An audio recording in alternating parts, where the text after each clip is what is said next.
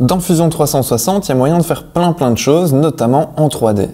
Mais on peut aussi se baser sur des simples esquisses, soit importées en format DXF, ou soit simplement dessinées dans le programme. Et donc ici, on a notre première esquisse qui a été dessinée dans le programme, et on peut faire la partie CAM à partir de ça. Et donc il nous suffit de passer dans l'onglet Fabriquer, et nous avons toujours notre esquisse évidemment. On fait notre configuration comme d'habitude. Hop. Là, nous allons faire ça tout à fait de façon classique. On va d'abord sélectionner l'orientation. Ici, on le fait en général avec les axes X et Y parce que c'est le plus simple pour nous. Et donc, on va sélectionner un des côtés comme étant le X et l'autre comme étant le Y.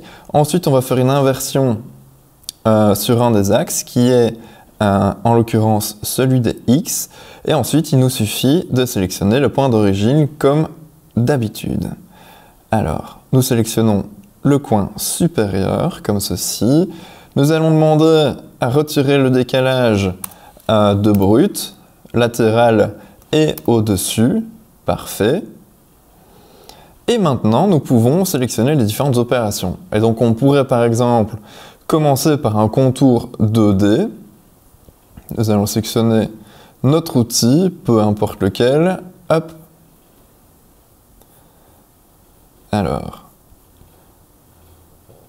voici. Ici, on ne va pas trop chipoter au niveau des vitesses parce que ça change évidemment en fonction des différentes machines, en fonction du matériau utilisé. Ici, on va vraiment s'attarder sur la programmation à partir d'une esquisse. Alors, ensuite, dans l'onglet Géométrie, on va sélectionner ce qu'il faut travailler. Ici, j'ai sélectionné les 2 points à découper. Et ensuite, on va pouvoir chipoter avec les différentes hauteurs. Donc à partir de l'esquisse, ici comme on a pris notre Z sur la surface supérieure de l'esquisse, il va falloir descendre.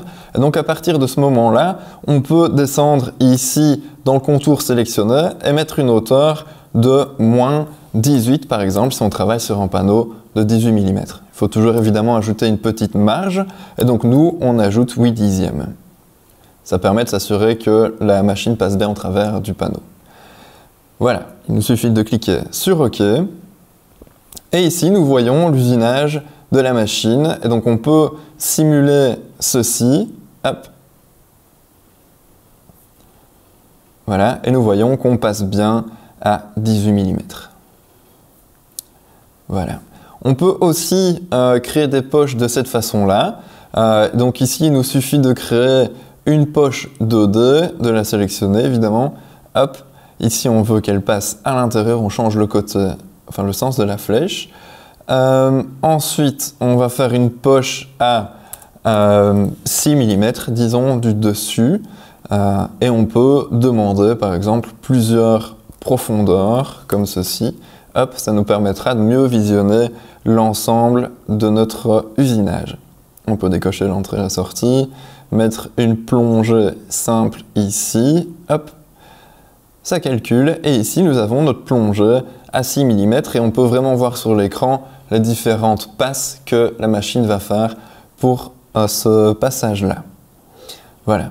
Et donc évidemment, si on veut usiner le contour, ben, c'est le même principe, hein. On va chercher un contour 2D, hop, on va demander qu'elle sélectionne bien le contour extérieur, hop, comme ceci. On peut demander des onglets si on veut.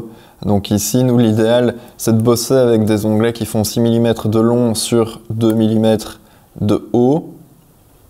Une distance, on va mettre allez, 60, hop, voilà. Et ici, on va demander de passer à moins 18,8 mm. Okay. On peut demander aussi plusieurs passes, profondeur multiple, et là faire des passes de 3 par exemple, hop. Décochons l'entrée et la sortie, et nous voilà avec notre contour qui est réalisé. On voit bien les passages de la fraise sur l'écran qui sont en bleu ici, on voit bien nos onglets qui sont là, et donc à partir d'une esquisse, il y a moyen de créer un passage CAM de façon très simple et ça peut simplifier votre workflow, surtout si c'est de la 2D classique. Voilà. Et donc là, ça veut dire que si votre designer ou votre graphiste vous donne des fichiers DXF, vous pouvez directement travailler dessus avec le module CAM de Fusion et gagner du temps ainsi sans passer par les différentes extrusions.